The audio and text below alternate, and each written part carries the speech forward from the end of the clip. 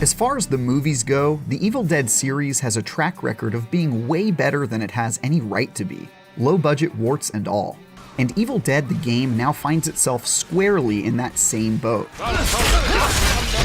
While it's filled with things that irritate me, like slight inclines that my wimpy survivor was helpless to scale, finicky command prompts, and more, it also overwhelmingly succeeds at being a balanced, compelling battle of wits and reflexes that has kept my attention after more than 20 hours.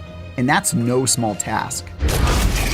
Aside from the clunkiness, playing as a survivor absolutely nails the horror movie feel of working with a group to overcome an overwhelmingly evil threat, while playing as the menacing demon is a diabolically fun misadventure that fulfills the villainous mastermind fantasy.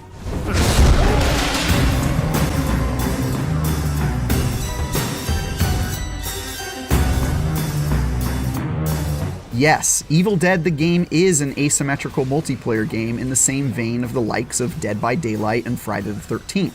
But here it's presented with a goofy, Bruce Campbell smothered flair that's every bit as weird and campy as the cult classic movies.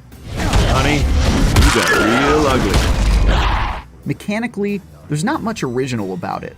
Each match, 4 playable survivors work as a team to avoid being maimed long enough to perform a ritual that banishes all evil from the land, all while enduring the true horror that is the map's geometry.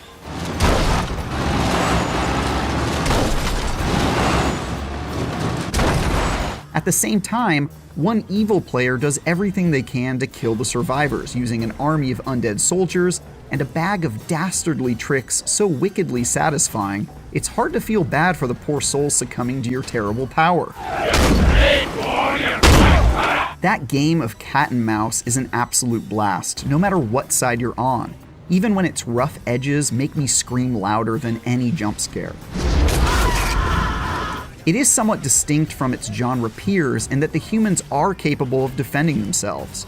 Playing as a survivor feels like a familiar squad-based third-person shooter that borrows a lot from the Battle Royale style, in which you're running around as a team looking for loot and killing enemies as you steadily power up.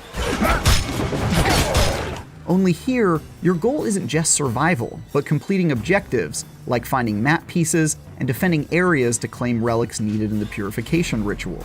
Your group now holds an additional piece of the map. Well played.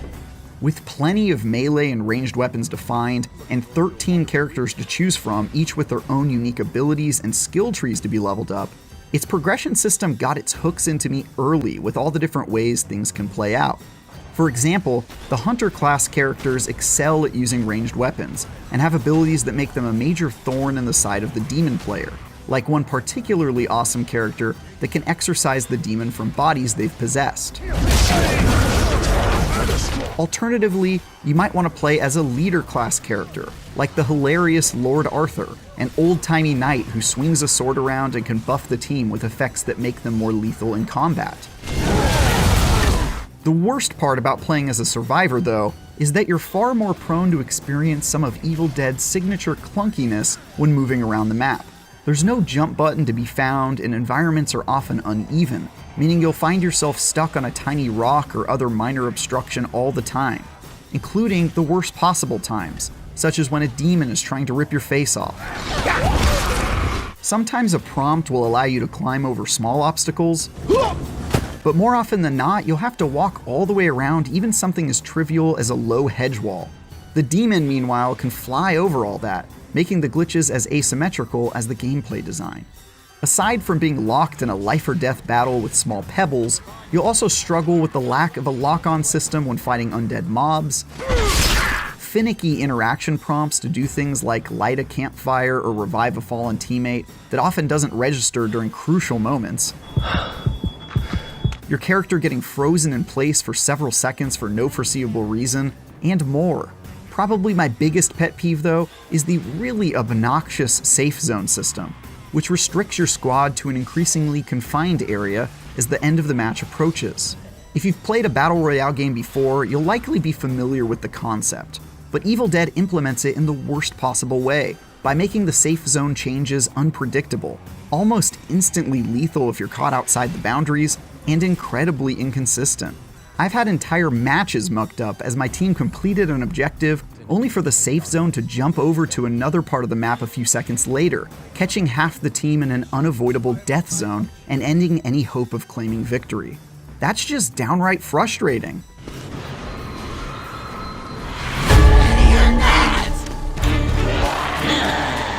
Luckily, the experience as one of the 3 playable demons has fewer sticking points, mostly because you play as a floating orb of evil that can quickly hover across the map and mess with the survivors with godlike powers, and that's an objective that never stops being amusing. That's due in large part to how many ways Evil Dead lets you accomplish that devious goal. You can summon hordes of computer-controlled enemies for the survivors to fight, set traps that spawn enemies and increase their fear when sprung, or even possess undead characters to control them directly, making them even stronger and more difficult to deal with. Not only that, but by scaring the human team using traps or demonic abilities, and by separating them from one another, you gain the ability to possess the survivors themselves for a limited time, turning them against their own allies, which can be absolutely devastating. Another amusing way to win is by simply wasting the survivors' time, by doing things like possessing the car they're driving and steering it off a cliff, so they have to spend valuable time wandering around on foot,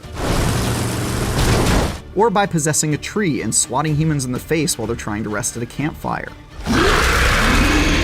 All the while, you're leveling up and gaining stronger and stronger demonic abilities until only the most resolute and skillful players have any hope of defeating you. And it just feels so delightfully evil. I usually prefer to be on the survivor's side in this style of game rather than face their united attempts to kill me as the monster. But Evil Dead captured my heart almost instantly. It's easily the best monster mode I've seen. Of course, once you've gotten a handle on both the survivor and demon modes, there isn't a ton left to do aside from grinding for XP and leveling up your characters. And although I easily lost myself in over 25 hours of matches, the package does feel a bit light on content in some regards, especially where maps are concerned. There are only 2, and although they're both fairly large and each has a few interesting areas, after a dozen or so matches, I started to see a lot of the same places over and over, and that increasingly wore down Evil Dead's novelty the longer I played.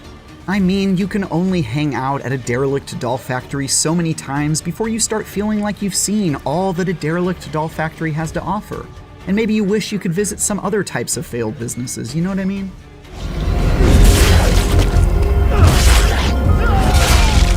Evil Dead the game also offers some single-player missions, which are required to unlock some of the best characters, including Pablo from Ash vs. the Evil Dead, or the legendary King Arthur himself. Thou shalt come under my foot. But unfortunately, these missions are without a doubt the worst part of the package.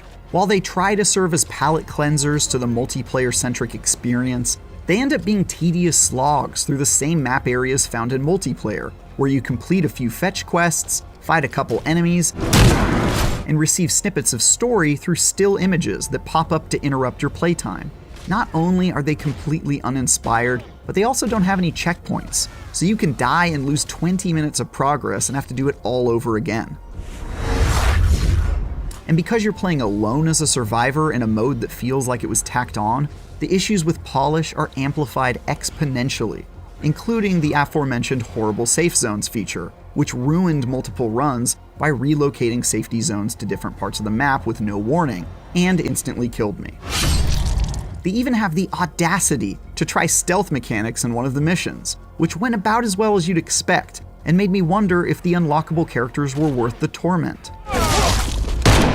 The good news is that there are only 5 missions, and once you finish them, you never have to do them again. But getting through them all is a pretty painful experience.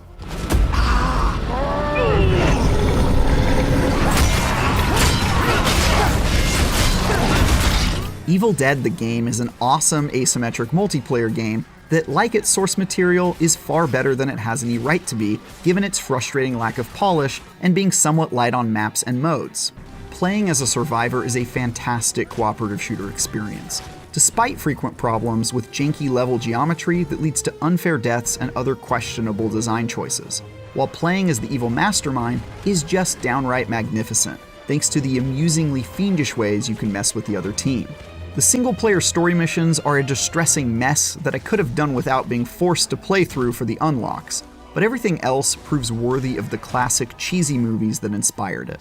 For more, check out our reviews of Salt and Sacrifice and Trek to Yomi. And for everything else, keep things groovy with IGN.